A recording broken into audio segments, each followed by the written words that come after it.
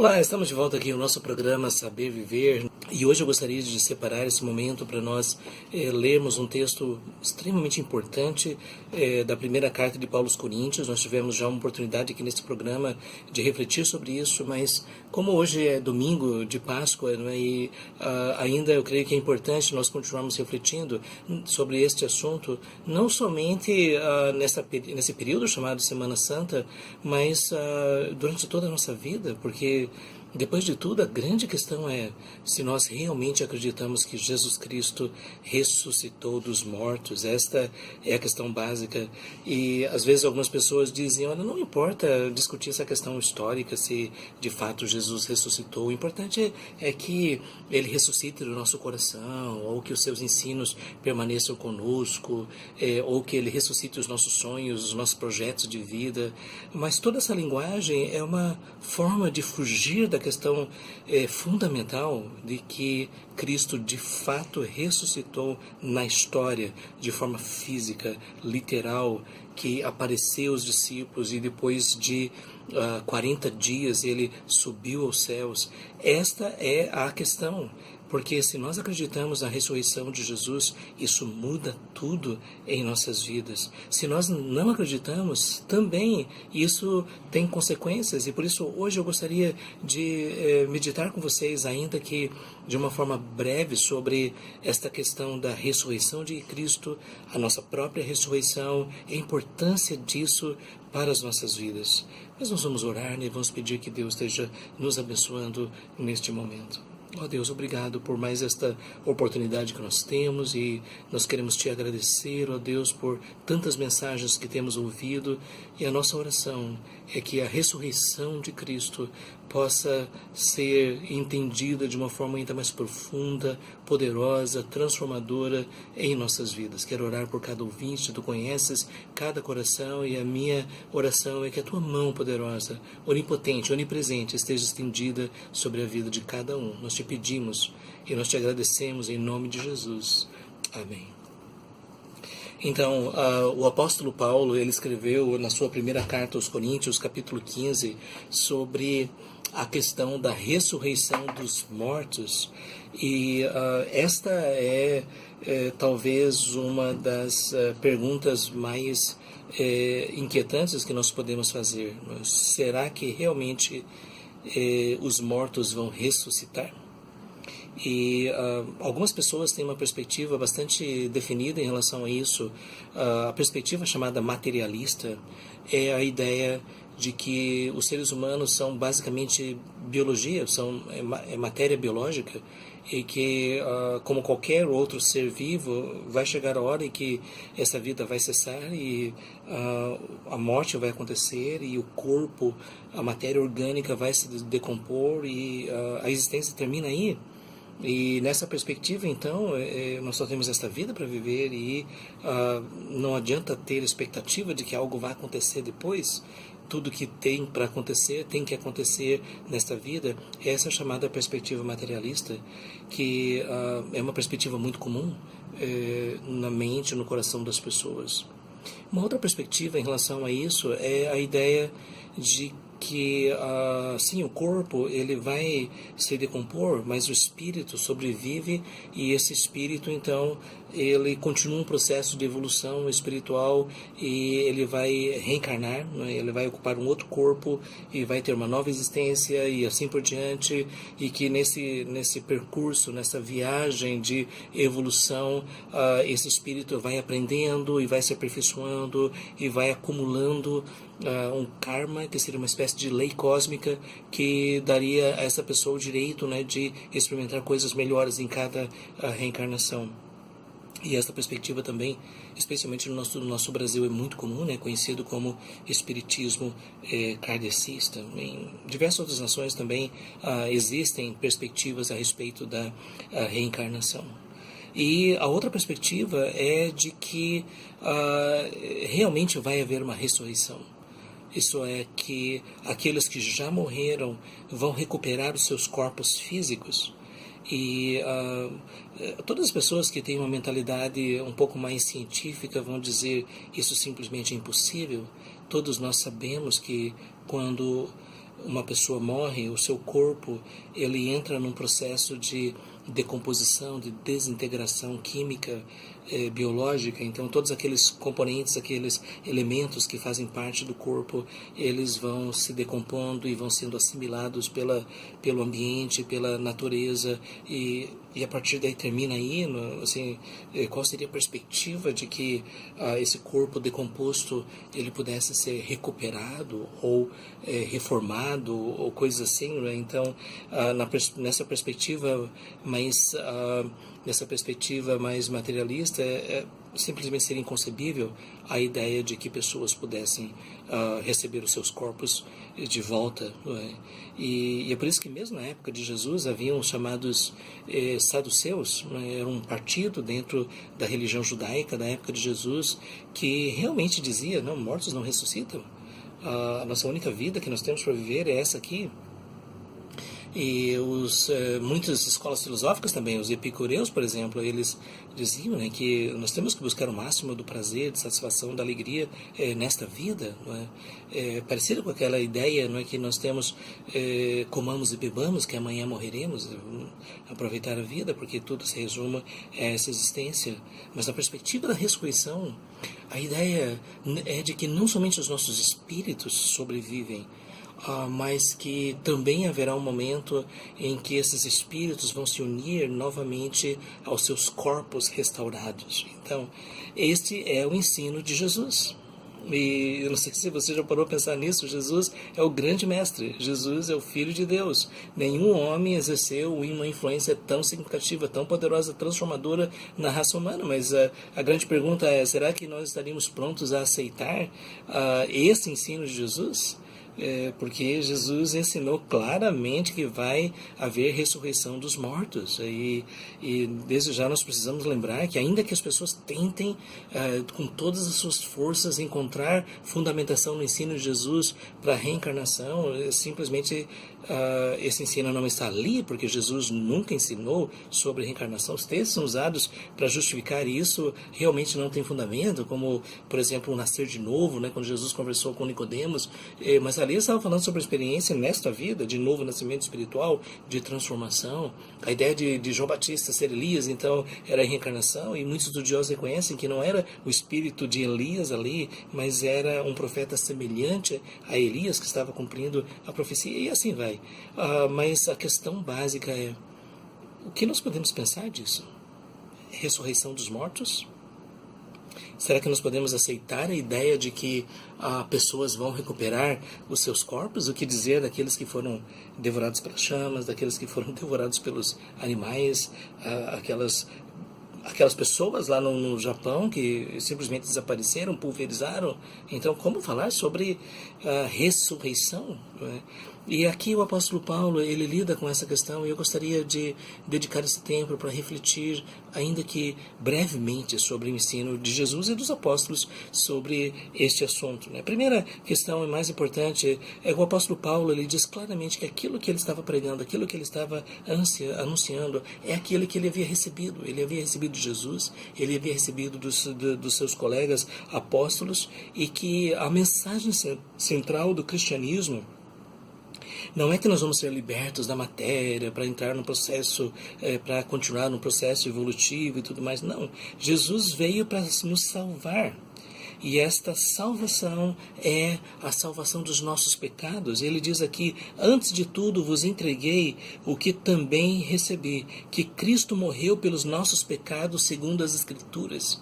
Então, o que nós precisamos lembrar, que a morte de Cristo não foi somente um sacrifício no sentido de ele demonstrar que estava pronto a morrer por nós. A morte de Cristo foi um sacrifício no sentido de que ele aceitou pagar por nossa culpa. E isso remove totalmente a ideia do karma, a ideia de que nós acumulamos uma certa dívida e que essa dívida vai ser paga em outras existências. A mensagem do Evangelho, a mensagem de Jesus é que Jesus veio para pagar pelos nossos pecados através da sua morte na cruz. E esse é um tipo de compreensão que o Espiritismo não pode aceitar, porque a partir daí isso anularia toda aquela ideia de que fora da caridade não há salvação. porque Jesus ele veio para nos salvar, e essa salvação não é por nossos méritos, não é por nosso esforço, mas é pela fé naquilo que Ele realizou em nosso lugar. Cristo morreu pelos nossos pecados, segundo as Escrituras. E, na verdade, o Velho Testamento todo anunciou a vinda do Messias. O Velho Testamento, os profetas, através dos séculos, estavam mostrando que ele seria descendente de Abraão, ele seria descendente de Davi, que ele iria morrer em nosso lugar por causa dos nossos pecados, que ele ia ressuscitar dos mortos, e tudo isso foi revelado no Velho Testamento. E ele, de fato, foi sepultado e ressuscitou ao terceiro dia. Não é? E esse é o tipo de mensagem que muitas vezes os espíritas não gostam de abordar. É preferível simplesmente pensar que o corpo de Jesus ficou lá e que somente o Espírito dele subiu à presença de Deus, mas o Evangelho todo ensina que Jesus ressuscitou de forma física, literal, que o corpo dele, que foi depositado no túmulo, saiu de lá de forma física. E quando nós lemos os Evangelhos, nós vemos como os discípulos relutaram em aceitar a ideia de que ele realmente tinha ressuscitado. E quando Jesus apareceu para eles, até pensaram que era um fantasma, mas o fato é que Jesus disse: vamos comer. E comeu na presença deles, para demonstrar claramente que quem estava ali não era uma alma, não era uma aparição, era Jesus ressurreto, que de fato o poder de Deus havia devolvido vida ao corpo de Jesus, e Jesus se apresentou diante dos discípulos, dos apóstolos, e conviveu com eles durante 40 dias, e que pelo menos 500 pessoas foram testemunhas desta ressurreição, desse fato histórico. É por isso que nós precisamos lembrar que o fundamento do cristianismo é a morte e a ressurreição de Cristo. E é por causa disso que nenhum movimento, nenhuma organização pode afirmar nós somos cristãos se não tiverem essa base, esse fundamento que é da essência da mensagem cristã, daquilo que Jesus e os apóstolos ensinaram. Ele foi sepultado e ressuscitou ao terceiro dia segundo as Escrituras. E Jesus depois apareceu a Cefas, que é o apóstolo Pedro, e depois aos 12.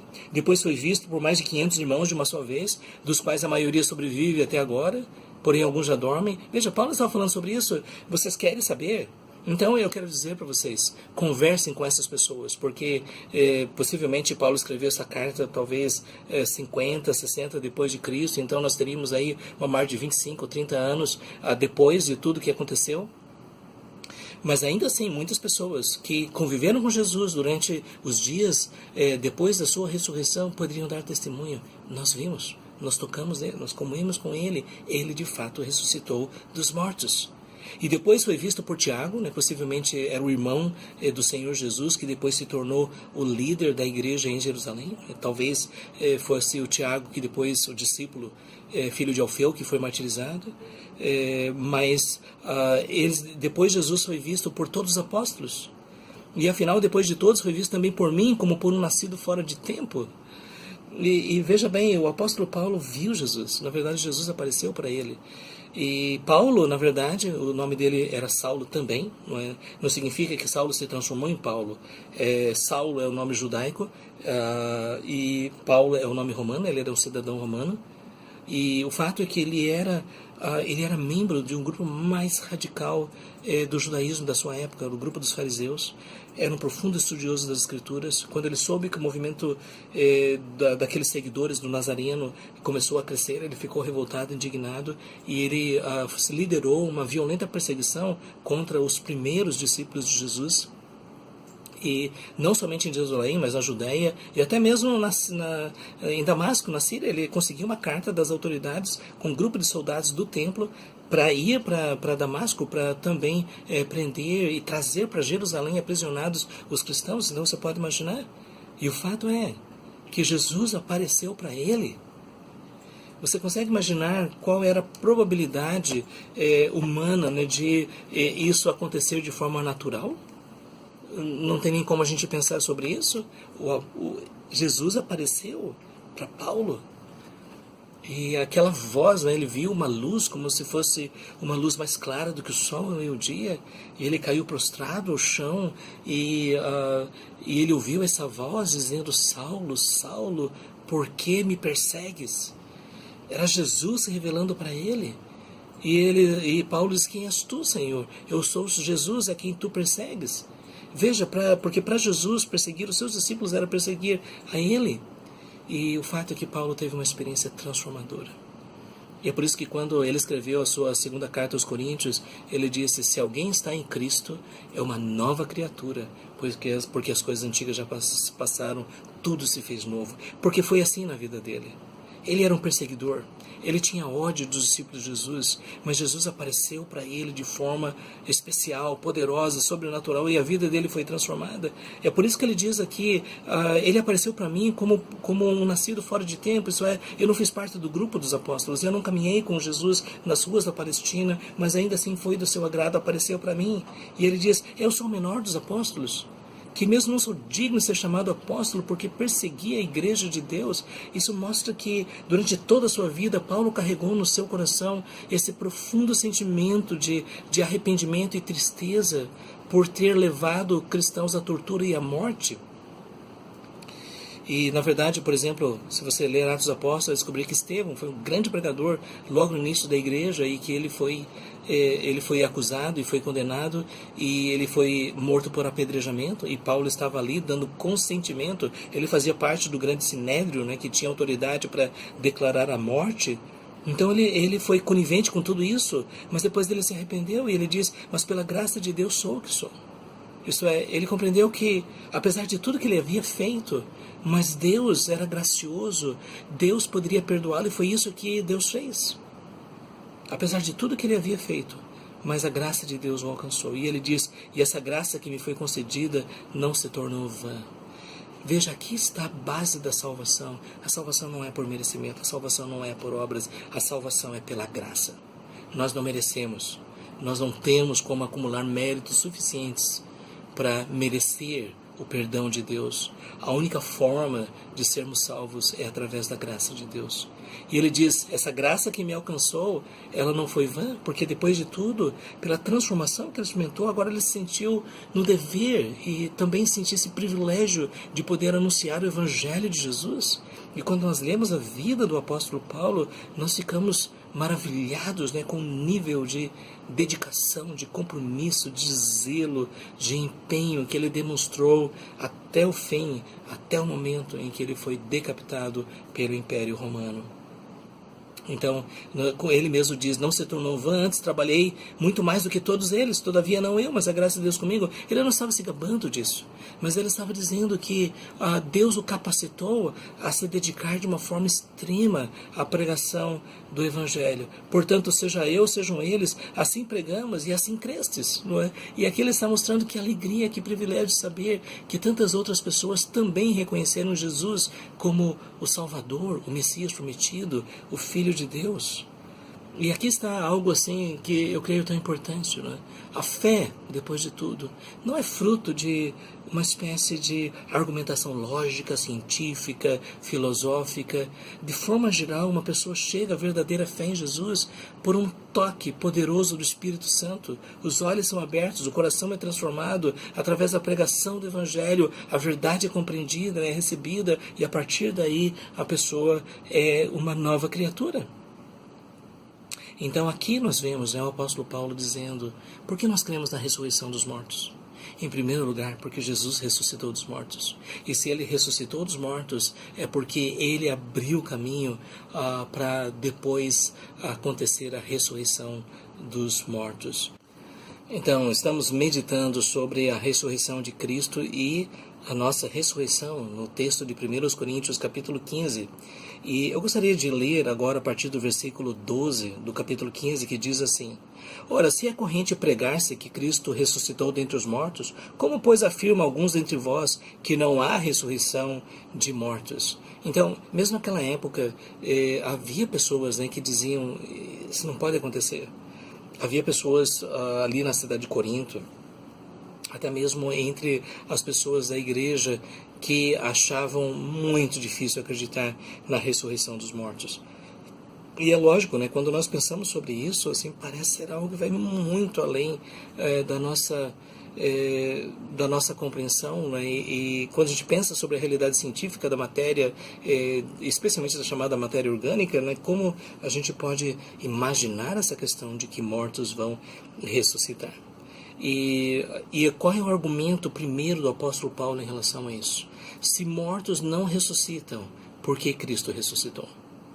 E na verdade o que ele está mostrando é que eles estavam partindo dessa tese que não há ressurreição. Só que ele está demonstrando, mas nós temos um caso concreto muito próximo de nós e nós temos muitas testemunhas que estão prontas para demonstrar na convicção de que de fato Jesus ressuscitou dos mortos. E talvez alguém poderia dizer, não, mas o caso dele é porque o corpo dele ainda estava três dias, né? Então isso daí seria mais fácil. Diz, não é mais fácil, né? A partir do momento que o corpo está morto, realmente, não é? A ressurreição realmente é um milagre, é uma manifestação especial, poderosa de Deus, né? Sobre um corpo que poderia já estar em estado de decomposição. Nós sabemos o caso de Jesus. E na verdade um salmo lá do passado diz que o corpo do Messias não veria corrupção. Mas veja, ele diz que se não há ressurreição de mortos, então Cristo não ressuscitou. Essa ideia, né, de que eu vi Jesus, Paulo diz, muitas outras pessoas viram, mas se a ressurreição dos mortos não acontece, então Jesus não ressuscitou. E se Cristo não ressuscitou, é vã a nossa pregação e vã a vossa fé. Isto é, se nós não acreditamos que há ressurreição de mortos, qual é o sentido do cristianismo? Porque a ideia, muitas vezes as pessoas veem o cristianismo simplesmente como uma religião das boas obras, de ajudar as pessoas, de fazer o bem, e isso é consequência de uma vida transformada pela fé em Jesus, mas o que Paulo está mostrando é que a verdadeira fé em Cristo, ela está fundamentada no fato da ressurreição de Jesus entre os mortos e na convicção de que nós também vamos ressuscitar. E ele está dizendo, se não existe ressurreição dos mortos, então vamos voltar todo mundo para casa? Para que ficar se reunindo? Para que dizer que Jesus ressuscitou? Ou para que dizer que a fé cristã é verdadeira? Não há sentido em relação a isso? E somos tidos por falsos testemunhos de Deus. E veja o que ele está dizendo. Se aquilo que vocês estão dizendo é verdade, então nós, os apóstolos, estamos mentindo. Porque nós estamos afirmando que nós vimos Jesus ressurreto. Porque temos asseverado contra Deus que ele ressuscitou a Cristo, ao qual ele não ressuscitou, se é certo que os mortos não ressuscitam. E é uma questão de lógica. Isso é, se os mortos não ressuscitam, Cristo também não ressuscitou. Então, por que nós estamos dizendo que nós vimos ele ressurreto? Porque se os mortos não ressuscitam, também Cristo não ressuscitou. E se Cristo não ressuscitou, é vã a vossa fé e ainda permaneceis nos vossos pecados. A base para o perdão dos nossos pecados é a ressurreição de Jesus. E se não existe ressurreição dos mortos, Cristo também não ressuscitou. E ainda mais, os que dormiram em Cristo pereceram. Sabe aquela esperança de que pessoas que já não estão mais entre nós, mas que criam em Cristo e criam na salvação e na ressurreição, essas pessoas simplesmente não foram salvas, porque não há ressurreição dos mortos. Veja o que o apóstolo Paulo diz no versículo 19. Se a nossa esperança em Cristo se limita apenas a esta vida, somos os mais infelizes de todos os homens. É o que ele está mostrando, que o melhor daquilo que Deus preparou ainda vai acontecer depois da morte. E isso é parte essencial da fé cristã. O próprio apóstolo Paulo diz que ele queria estar com Cristo, que é incomparavelmente melhor. O apóstolo Paulo diz que o nosso coração, a nossa mente não pode estar nas coisas dessa vida. O próprio Jesus diz, eu vou preparar para vocês lugar. O Apocalipse, ele fala claramente que haverá um momento em que nós vamos estar na presença de Deus para sempre. E não haverá mais dor, não haverá mais morte, não haverá mais pranto. E todas essas promessas, se não existe ressurreição dos mortos, então não existe sentido. Mas o que ele está mostrando é que se a nossa esperança se restringe só a esta vida, nós somos os mais infelizes de todos os homens, porque na verdade não há como experimentar uma felicidade plena sem que a gente possa cumprir o destino para o que nós fomos criados, de viver eternamente na presença de Deus. E isso nos faz pensar sobre, hoje em dia, tantas igrejas que pregam a mensagem só para o aqui e agora. Tantas igrejas chamadas evangélicas ou cristãs que simplesmente não falam sobre a eternidade, não falam sobre a ressurreição dos mortos, não falam sobre aquela vida que nós vamos ter com Deus por toda a eternidade. E infelizmente hoje em dia nós estamos ouvindo falar sobre unção de riqueza, unção de prosperidade, bênção disso, bênção daquilo, para aqui e agora.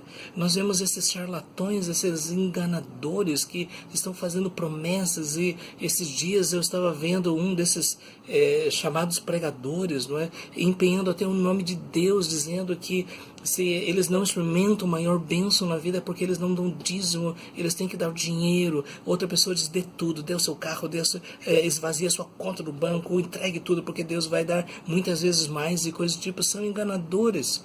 E é uma pena que nós vemos pessoas falando em nome de Deus, porque na verdade essas pessoas não conhecem a Deus.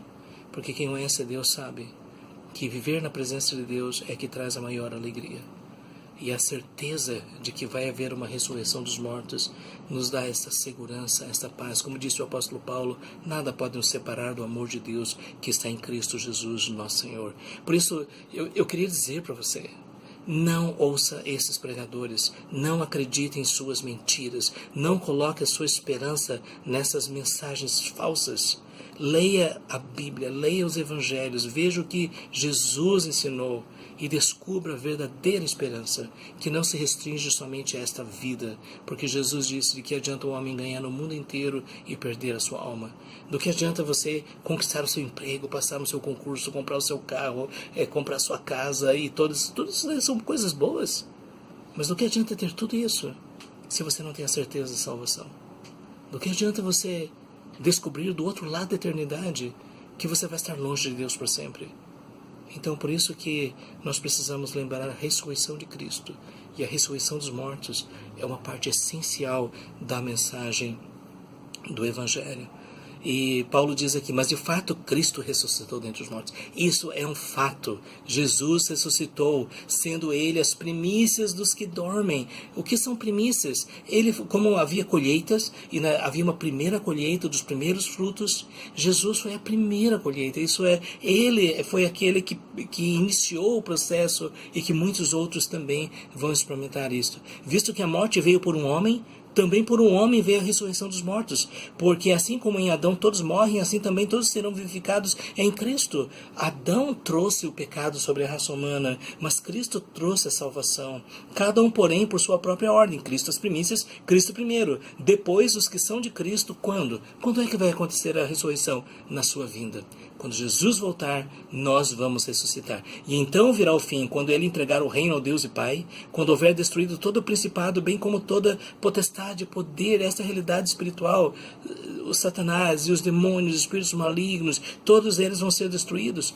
Porque convém que Ele reine até que haja posto todos os inimigos debaixo dos pés. Nesse mundo nós ainda vemos maldade. Nesse mundo ainda nós vemos pessoas escravizadas.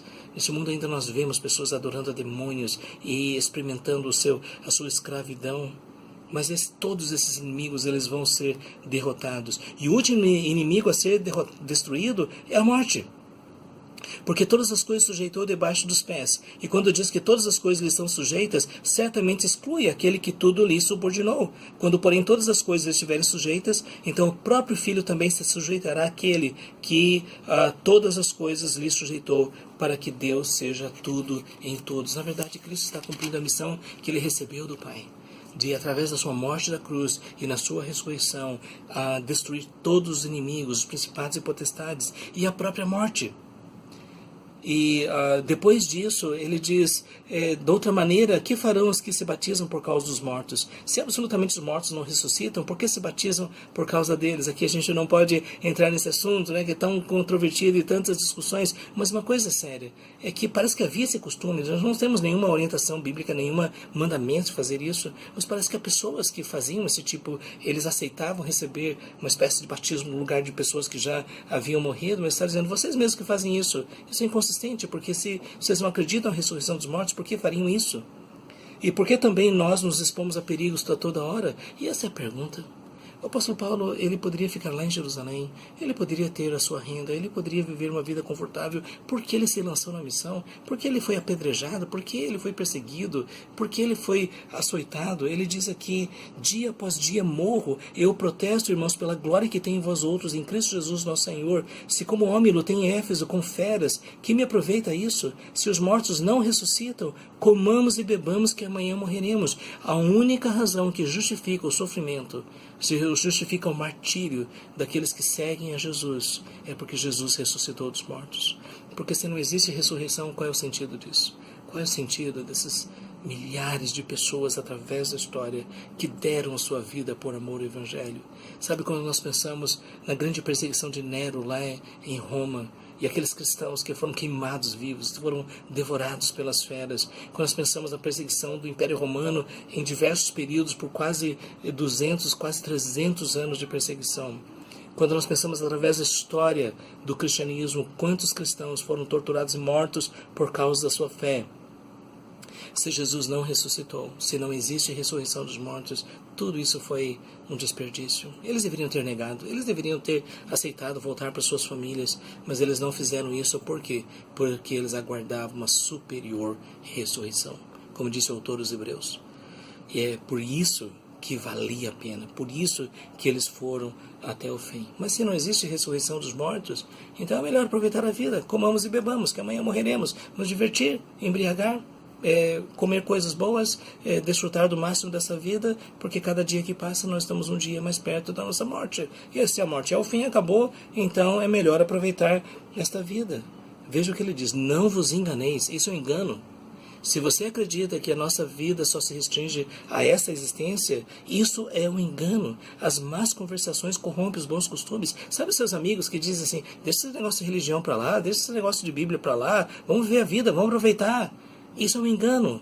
Essas conversações corrompem os maus costumes. Essas conversações, elas levam você para uma eternidade sem Deus. Tornai-vos a sobriedade. Como é justo e não pequeis, porque alguns ainda não têm conhecimento de Deus, e isso digo para vergonha vossa. Mesmo dentro das igrejas, nós podemos dizer claramente que muitas pessoas que frequentam igrejas evangélicas ainda não têm o conhecimento de Deus, porque o seu coração está nessa vida, porque não existe uma convicção sobre a ressurreição dos mortos. Mas alguém dirá, como ressuscitam os mortos? Em que corpo vem? As pessoas dizem, me explique isso. Como é que é possível uma ressurreição dos mortos? E veja só a expressão do apóstolo Paulo, insensato.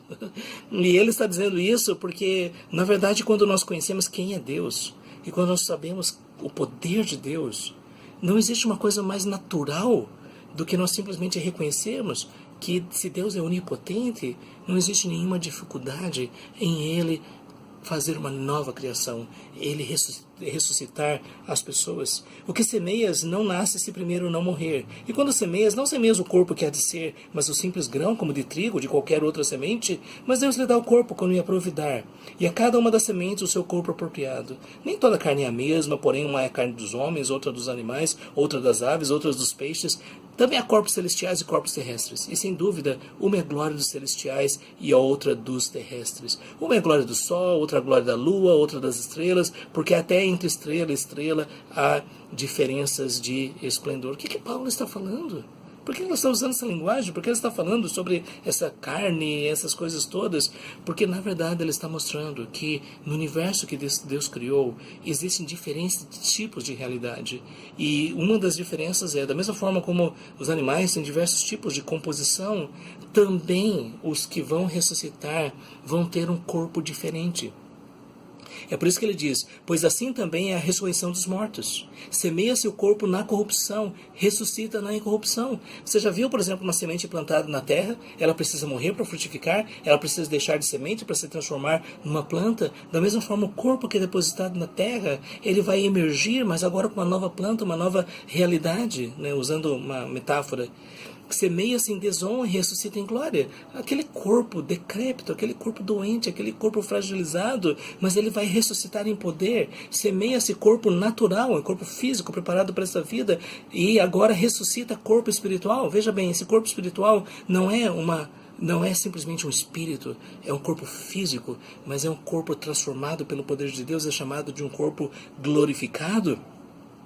Se há corpo natural, também há corpo espiritual. Pois assim está escrito: o primeiro homem, Adão, foi feito alma vivente. O último Adão, porém, é espírito vivificante. Então, Adão nasceu com essa alma vivente, mas agora aqueles que são salvos, eles têm esse espírito vivificante. Isto é, por que esse corpo ele vai estar preparado para a eternidade? Porque o Espírito de Deus vai fortalecer e vai dar condições a esse corpo para que ele possa existir nesse novo estado. Mas não é o primeiro espiritual e sim o natural, depois do espiritual. Então, primeiro a pessoa nasce fisicamente, mas depois da ressurreição ela recebe um corpo espiritual.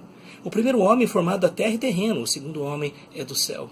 É por isso que o corpo da ressurreição não é o mesmo tipo de corpo que nós vemos aqui. Sabe, quem gosta de física quântica, quem gosta de estudar sobre a composição da matéria e das partículas e subpartículas e tudo mais, quando a gente reflete um pouco mais sobre a física quântica, a gente não teria nenhum problema em acreditar que o Criador do universo, o Criador de todas as coisas, teria o poder de recompor todos os seres vivos a partir do seu próprio código genético. Mas o fato é que esse corpo vai ser um corpo diferente. Como foi o primeiro homem terreno, são também os demais homens terrenos. Como é um homem celestial, são também os celestiais. Mostrando que como Adão, todos os homens são parecidos com Adão.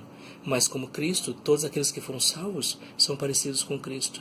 E assim como trouxemos a imagem do que é terreno, devemos trazer a imagem do celestial. Em outras palavras, nós vamos ser preparados para o céu, para existir eternamente na presença de Deus. Isso afirma, irmãos, que a carne e sangue não podem herdar o reino de Deus, nem a corrupção herdar a incorrupção. Esse corpo que nós temos agora não tem como existir eternamente, porque é um corpo mortal, é um corpo corruptível.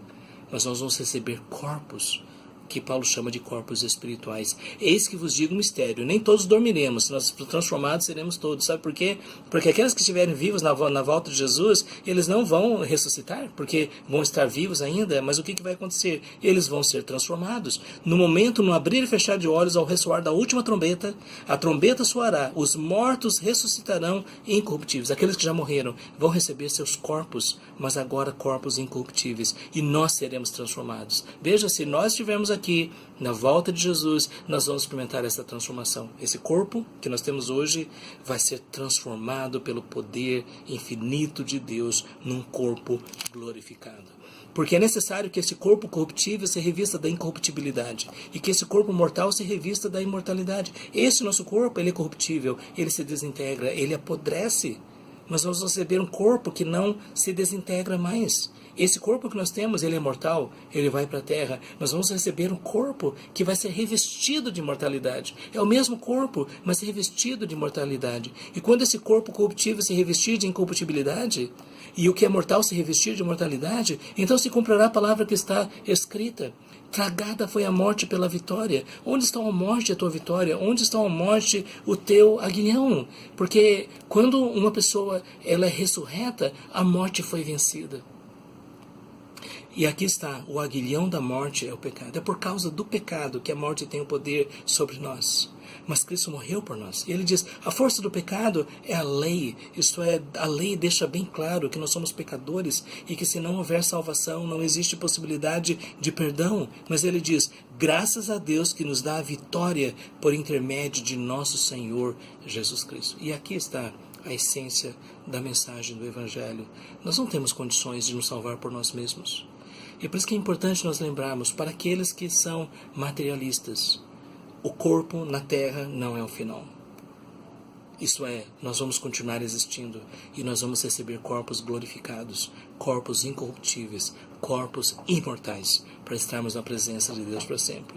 E algumas pessoas podem dizer, isso é uma grande viagem, não é? Só que aqueles que realmente conhecem Jesus, conhecem o Evangelho, conhecem a Deus, sabem que isso vai ser uma realidade.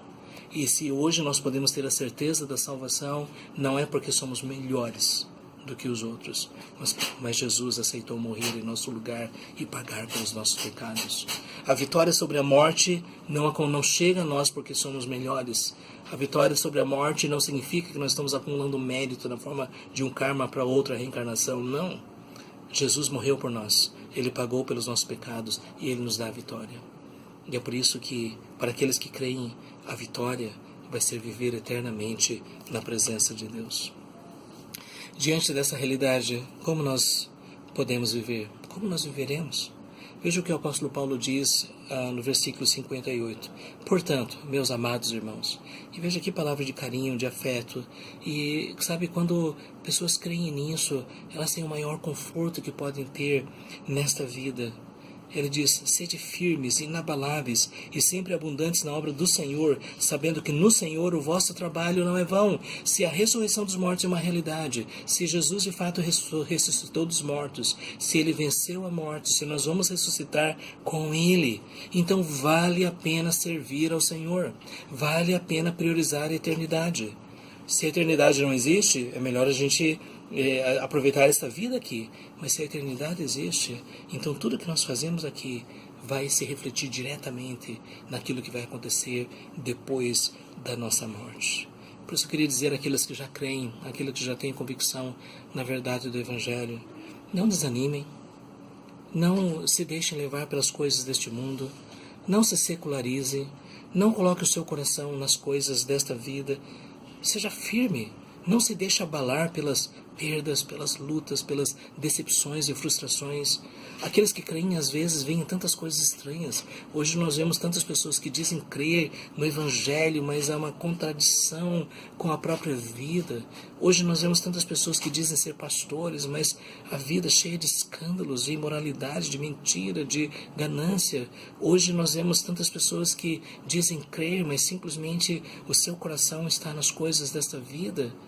Sim, nós podemos ficar abalados com tantas coisas que nós vemos, mas fique inabalável, porque uma coisa nós podemos saber, se nós cremos em Jesus, se nós cremos no Evangelho, nós vamos estar com o Senhor para sempre. Por isso, quero dizer para você, se você já crê, trabalhe muito para o Senhor, se dedique a Ele de todo o coração, seja abundante na obra do Senhor, evangelize mais, discipule mais, ore mais, ajude mais as pessoas, seja mais perto das pessoas, administre seu tempo, use seu trabalho como oportunidade de ser uma testemunha, use os seus estudos como oportunidade de ser uma testemunha, aproveite as oportunidades no seu lar, aproveite as oportunidades no seu lar, porque se a eternidade é uma realidade, não existe nada mais importante do que nós sermos abundantes na obra do Senhor. O próprio Jesus falou, que a seara é grande e os trabalhadores são poucos. E se você realmente crê na verdade do Evangelho, você vai dizer, eis-me aqui, Senhor, envia-me a mim. Usa-me como instrumento em tuas mãos para que outras vidas possam conhecer a tua maravilhosa salvação. Sabe por quê? Sabendo que no Senhor o vosso trabalho não é vão. Nem sempre nós vemos tudo o que a gente gostaria de ver. Nem sempre nós vemos os resultados que nós gostaríamos de ver. Mas nós podemos ter a certeza que a palavra de Deus não voltará vazia. E a seu tempo ela vai cumprir todo o seu propósito.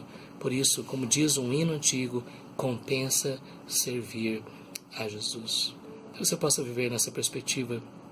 E se ainda você não teve essa experiência transformadora, ou se ainda você tem essa dificuldade para aceitar esta questão da ressurreição de Cristo e a nossa ressurreição, busque o Senhor de todo o coração, até que você possa experimentar, talvez com o apóstolo Paulo, aquela transformação radical e poderosa, revolucionária que foi a vida de Jesus na vida de Paulo.